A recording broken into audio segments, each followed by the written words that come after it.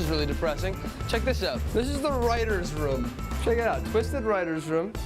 So when they're on set, they get to be here. Check it out, twisted writer's room. So when they're on set, they get to be here. Twisted was a teen drama that aired on ABC Family from 2013 to 2014.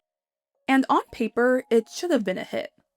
It followed 16-year-old Danny Desai, who returns to his hometown after spending 5 years in juvenile detention for killing his aunt.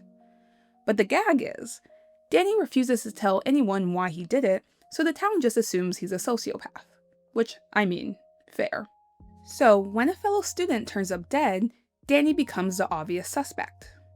At the center of the story are 3 people.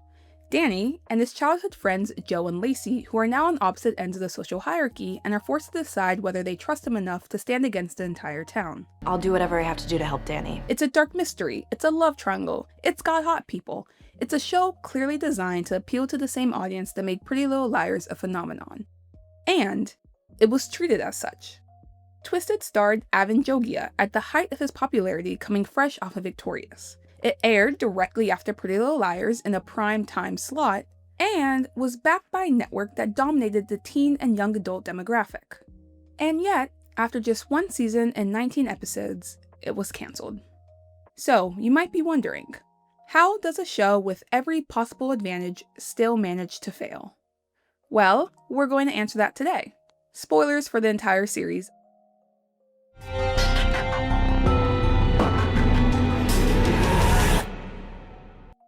Twisted was created by Adam Milch, who had all the right intentions when it came to creating the next big hit for the network.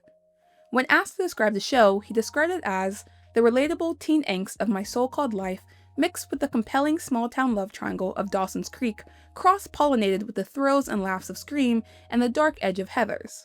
Plus, it's a classic murder mystery, so I guess Agatha Christie.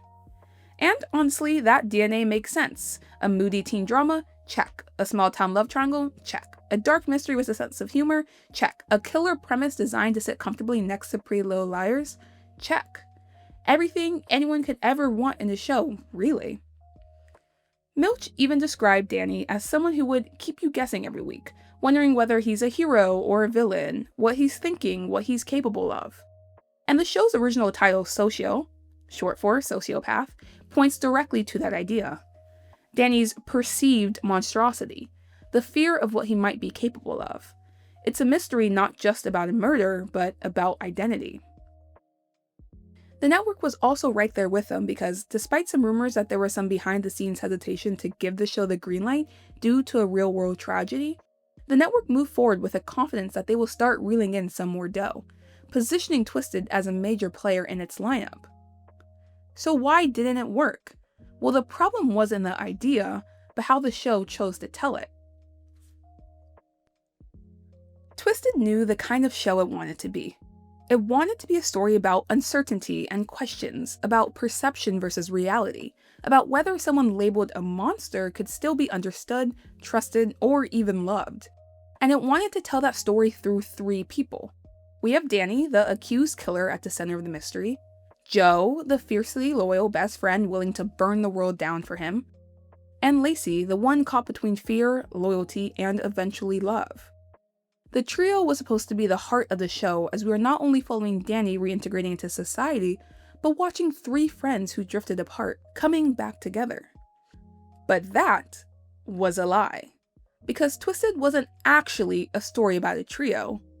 It was about one person. And I want you all to guess who that person was. A. Danny, B. Joe, or C. Lacey. Well, if you guessed A, you would be wrong. Yep, I know, that's right. The show that follows an alleged teen sociopath right after he gets out of juvie, who then has to clear his name as he becomes framed for another murder, doesn't actually center said character, but instead Joe, the best friend. Joe is functionally the protagonist of the show and serves as the show's emotional priority. Whenever anything happens, the show asks, how does Joe feel about this? And when any conflicts arise, the narrative bends to validate her reaction, even when she's objectively wrong. But of course, the show can't do that without sacrificing the other two, but most specifically Lacey.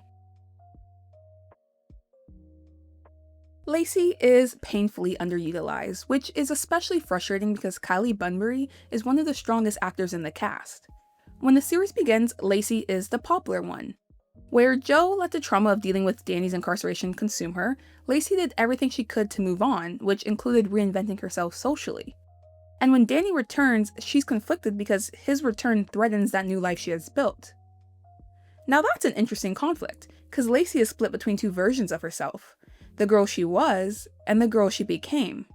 But once Danny's name is finally cleared and it's no longer social suicide to be seen with him, the show loses interest in that tension, and instead of fully reintegrating the trio, the show doubles down on Danny and Jo, pushing Lacey out of the story in the process.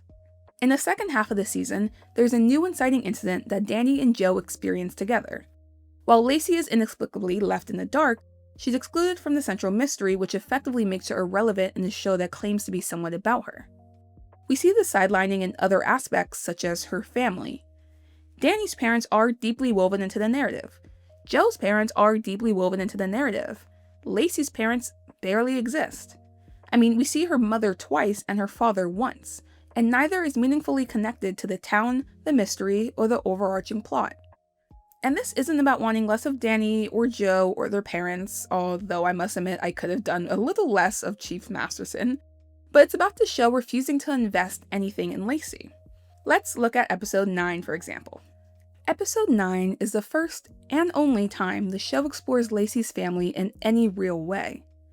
Lacey's sister Clara, who we never actually see by the way, is having her 13th birthday party and her dad is flying in from Seattle where he now lives. Her parents argue the entire time, well, except for the bits where Jo's able to diffuse the situation. Then it's revealed, through Jo of course, that Lacey's father is actually gay. This storyline, which should have been about Lacey, her childhood, her parents' divorce, the guilt she carried believing it was her fault, ended up becoming about Jo. Jo is the one who walks in on Lacey's dad and discovers his secret. Jo is the one who decides when it's revealed, despite Lacey's dad pleading her not to. And by the end of the episode, the show bends over backwards to frame Jo as a good friend for outing Lacey's father, without ever exploring the potential consequences of doing so. Gay marriage at this point wasn't even legal, and being out still carried real risks. What would have happened if Lacey's mother had been homophobic and Jo's decision had resulted in Lacey losing access to her father entirely? But no, the show can't bother to take time to explore that, because they just want you all to know that Jo is such a great friend for telling Lacey right away. I mean, Lacey even says as much. Girlie was so excited she couldn't even wait for Lacey to finish talking before she blurted it out. Danny, and Your dad is gay.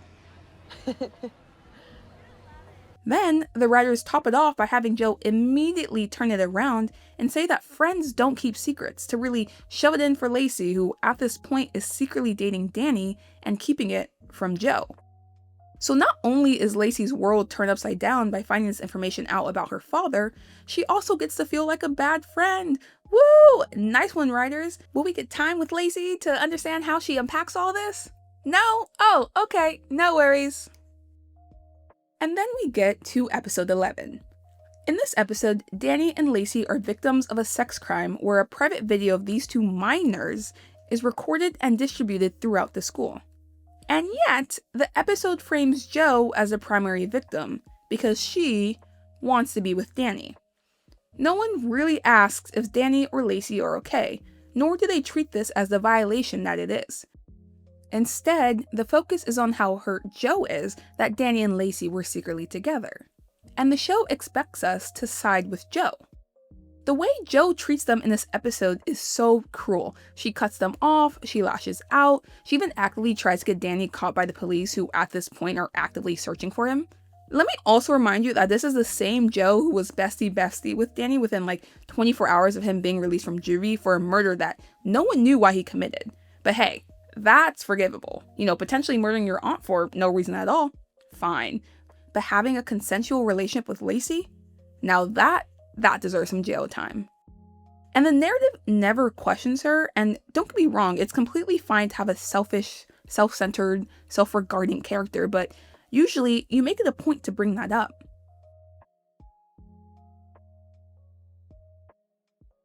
Outside of the aforementioned stuff with Joe, Danny mostly just suffers from poor writing. We're told he's morally ambiguous, that we should question what he's capable of, but the writing never supports that. Yes, they give us moments of Danny standing menacingly or whispering something to someone while ominous music plays in the background, but those moments just feel performative because the audience never truly doubts his innocence. Even when the reason for him killing his aunt is still unknown, we as the audience still trust that he probably had some sort of valid reason. We never believe he is a sociopath, which of course undermines one of the show's central questions of, what is Danny capable of? Sure, the people in the show universe can and should have those questions, but as the audience, we're never there with them. And because the audience isn't on board, it makes those moments with Lacey and Joe when they are questioning whether they can trust him frustrating to watch. Because, come on, this man is not insane. But they do give him one other big secret. A big secret he has to keep with Joe, and for some reason, cannot share with Lacey. A secret that structurally does one thing and one thing only: push Danny and Joe closer together, opening the door for one of the worst love triangles I have ever seen. Twisted has an absurd number of romantic pairings for a 19-episode season. People are entering and exiting relationships left and right. It's hard for me to keep track. And yes, this is a teen drama, so romance is part of the game, but hey, can they at least feel earned? But no time to get into all of that because I want to focus on the forced Dacey versus Janny dynamic. Who does Danny end up with? Joe or Lacey? From the pilot, the show establishes a very clear emotional hierarchy. While yes, all three of them were childhood best friends, the show emphasizes over and over and over again that Danny and Joe were the closest. But that closeness is familial and strictly platonic, which we see in their first interactions when Danny gets back. Danny and Lacey, on the other hand, are charged from the moment he returns. In Danny and Joe's scenes, it's warm, but strictly friendly. Danny and Lacey scenes, well, there's romantic tension immediately and they even almost share a kiss. The show makes it completely plausible, and natural even, that Danny and Lacey would end up together, with Joe essentially asking if they slept together once she found out that Lacey had spent the night. And when they eventually do get together, it's the most grounded relationship in the series. Now, that is a low bar. We got Rico and Andy, but are we really supposed to care about them? Danny and Lacey work because they serve the same narrative function for each other. With Lacey, Danny gets to be normal, away from the accusations, the mystery, the town's paranoia. With Danny, Lacey gets to reconnect with the person she was before her survival mode took over. At times, she believes him when no one else does. She helps clear his name when even Joe gives up on him. She grounds him when he starts changing after inheriting money from his father's life insurance. Lacey does the emotional labor of loving this traumatized boy. And once that labor is complete, well, it's time to move on. Danny, keeping that secret from Lacey, causes them to drift apart. They try to stay together, but that's when Lacey notices something's up. That Danny kept this secret with Joe because he liked having something special with Joe, something that bonded them and something that connected them, and how Danny's always protecting Joe, and it's always been Joe. You don't even see it, do you? What are you talking about? You and Joe! It's not just the secrets that you guys share. It's been Joe all along. It's always been Joe. No. Are you kidding me? Lacey breaks it off, and Danny immediately runs to Joe to confess his true feelings for her. Let me be clear, this shift isn't earned. It feels like the writers reacting to shipping pressure rather than following the story they themselves established. And the irony is that Joe doesn't even accept the confession, so the triangle destroys Lacey's role in the story for nothing. This is where Twisted falls into an uncomfortable and familiar pattern. Lacey becomes the disposable black girlfriend. She exists to support Danny's growth, help him heal, and stand by him when no one else will. And once she's done that work, the relationship is discarded so the narrative can pivot toward a white love interest the show actually wants to prioritize. The same thing happens again with Charlie, who's introduced as a potential love interest for Lacey, only to be abruptly rerouted toward Joe. And then also again with Whitney, whose brief fling, if you can even call it that, with Lacey ultimately seems to have been a plan just so that her and her father Jack could get in closer with Danny and his family. So Lacey is never the endgame. I mean, at this point, girl, get back with Archie. He might have been a dick to Danny, but at least he never wavered on where he stood with you. While it's not only upsetting on a representational level, where we could have had an interracial relationship between this black girl and half-Indian boy, it's also just bad storytelling. And this is not to say that it's completely implausible for Danny to have romantic feelings for Joe. I just mean, there's countless shows where the best friends do eventually realize their feelings for one another, but in those cases, those realizations happen over seasons, not episodes, especially when one party's feelings seemingly come out of nowhere. Romance, especially in teen shows, is one of the easiest ways to keep an audience emotionally invested. But when you repeatedly tell viewers that the relationships they care about don't matter, they lose trust in you. And once that trust is gone, no amount of twists or turns or cliffhangers can bring it back. The only real consolation from this is that Evan Jogia and Kylie Bunbury clearly saw the potential, so they left Twisted and immediately went on to do another show together where they actually got to be love interests, so as they should. So Twisted started as a grounded teen mystery about trust, perception, and friendship. But halfway through, it had already abandoned that foundation, which leaves the writers with one option and one option only. Bigger twists, louder reveals, and less time to make any of it make sense. Let's talk about what happens when Twisted completely loses the plot. One way or another, it ends tonight. Danny! They know what I did. No, what we did. The winter premiere of Twisted. So if the broken promise of a trio or the mess of an unearned love triangle was enough to make viewers tap out, the plot absolutely was. Because Twisted actually isn't one show, it's two. We have Part A, which is episodes 1 through 11, which is a decent, solid teen mystery, where the stakes are clear, the characters behave consistently, and the story knows what questions it's asking. Part B, which is episodes 12 through 19, is a soap opera. This is because midway through the season, Twisted changed showrunners. Adam Milch, the show's creator, ran the first 11 episodes, but when ABC Family ordered the back half of the season, Charles Pratt Jr. was brought in as the new showrunner, along with changes to the writing staff.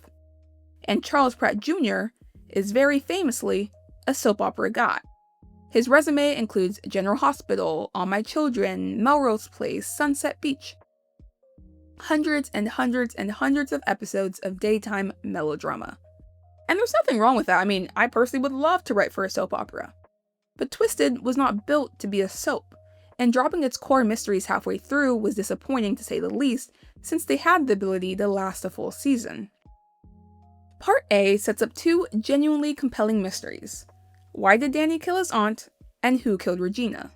That's it. That's all the show needed. What the Danny mystery allows the show to do is force the audience into moral uncertainty. We want to root for him, but we don't know if we should. The town thinks he's a monster, but he refuses to explain himself. Even his friends aren't sure if they can trust him. The Regina murder is classic teen mystery television. Red herrings, secrets revealed, social hierarchies, blackmail, hidden motives. Viewers expect to, and are excited to, spend an entire season slowly peeling this apart. And then, both mysteries are resolved immediately after the mid-season break. Like, immediately. In episode 12, the very first episode back, everything is resolved. A lot of questions are answered, though, in the first 2 episodes. Episode number 1 is insane. The plot just keeps thickening, and it's getting good, guys. Danny is cleared of Regina's murder through a series of extremely convenient revelations that barely bother explaining themselves. It turns out that Regina, I guess, was murdered because she found out that her mother was having an affair with Vikram. So, Vikram started paying her off, but then she had a change of conscience and was planning on telling Danny, so she was murdered. Oh. Okay. It's getting good, guys. We learn Danny never killed his aunt. His father framed him. Joe is able to arrange a meeting with Vikram, who is revealed to be alive. They meet, and as Vikram begins explaining himself, Joe starts recording, so he panics and chases her through the woods. Danny intercepts, they tussle, Vikram falls off a cliff, and he dies. All of this, one episode. It's getting good, guys. Killing Vikram is the single worst decision Twisted makes, because he is the most interesting character on the show. He's connected to everyone. Karen, Tess, Gloria, Regina, Antera, this mystery detective. He's manipulative, he's secretive, we think morally bad, but maybe he's morally gray. He's also involved in every single mystery. And once he's gone, it just leaves us with so many unanswered questions. Why did he kill Antera? Why let his son take the fall? Why abandon Danny and Juvie? Was he protecting someone or just himself? Who was actually after him? The show wants us to see him as a monster, but in his final moments, he just seemed more concerned. It felt like he wanted to fully fill Danny in on everything that's been going on. Oh wow, is Vikram about to explain some crazy reveal where he secretly was protecting Danny all along? Well, we'll never know because he's dead. For 11 episodes, Danny is treated as a killer. The town doesn't even necessarily fear him, but are more disgusted by him. The students at school don't talk to him, they sabotage any opportunity that comes his way, and he gets framed for other crimes because of that label he wore. But then comes the huge reveal. Danny never killed his aunt. His father did, and Danny took the fall for him. That should be the emotional climax of the season, but the show immediately undercuts it because the same episode Danny is proven innocent, he kills Vikram. Accidentally and in self-defense, yes, but still, he kills him. Within like 30 minutes, Danny goes from wrongly accused victim to actual killer. And that's an incredible arc, but it's an arc that should have unfolded across an entire season. In a better show, sure, Danny's reveal that he's innocent could still happen mid-season, but the Vikram dying should have been at the end of the season. That way, we have time to live in this middle ground where both us and Danny's best friends know he's innocent.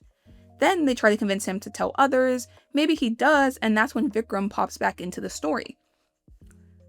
We start to maybe get some answers to one of our 12,741 questions, before leading to some big confrontation at the end of the season where Vikram dies at the hands of Danny.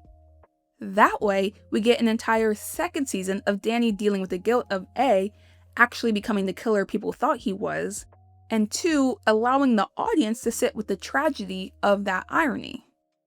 But instead, it just moves on.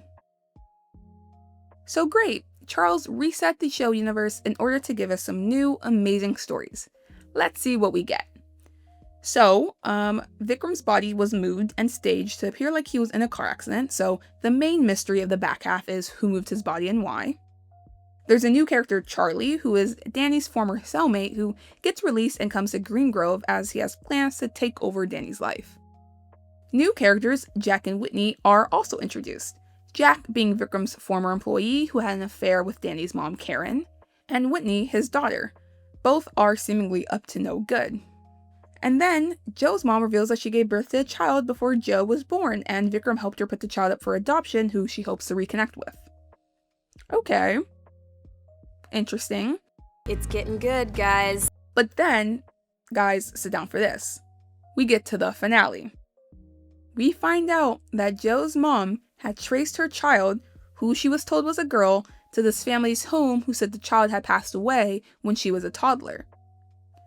But then she finds secret adoption papers that Vikram had hid, and finds out that Vikram actually gave the child to his sister.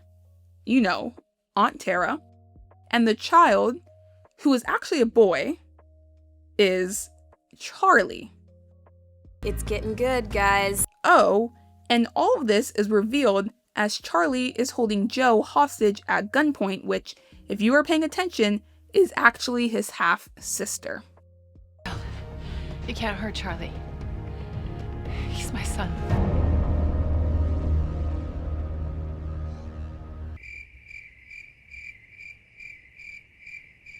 It's getting good, guys. When we see how ridiculous the show got, it makes sense why viewers had checked out. The pilot initially aired on March 19, 2013, drawing in 1.19 million US viewers. It later re-aired on June 11, 2013 as the show's official premiere, where viewership increased to 1.61 million viewers, which was very promising. For comparison, The Fosters, the other ABC Family series that was premiered during that same season, debuted with 1.42 million viewers. Unfortunately for Twisted, the ratings steadily declined, going from an average of 1.489 million viewers in Part A to an average of only 1.066 million viewers in Part B, to just 770,000 viewers for the season finale. Comparatively, Season 4 of PLL, which aired at the same time and was the lead-in for Twisted, averaged 2.533 million viewers. So no, it wasn't just that fewer people were watching TV that year.